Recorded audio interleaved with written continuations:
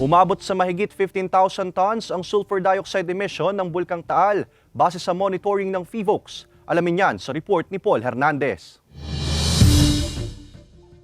Kita sa taas ang tila paggapang ng liwanag mula sa sikat ng araw sa Taal Volcano Island tanghali kanina. Halos walang usok na nakikita sa tuktok nito, hindi gaya nitong mga nagdaang araw. Sa lakas kasi ng hangin, tuluyang nadidisperse ang usok bago pa man ang pag-angat nito. Sa huling tala ng PHIVOLCS, nananatili sa mahigit 15,000 tons ang sulfur dioxide sa Taal na pinakamataas na emission level ngayong buwan. Sa kabila niyan, wala pa rin nairerehistrong volcanic earthquakes sa ilalim at paligid ng bulkan na nasa ilalim pa rin ng Alert Level 1. Yung threat lang would just be, yun na nga, yung bug.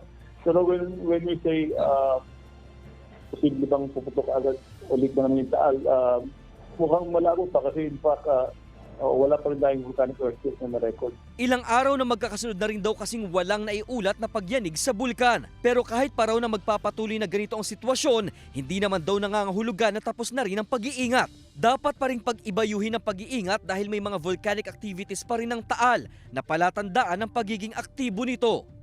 Kasama si Buhay Adante Jr., Paul Hernandez, Balitang Southern Tagalog.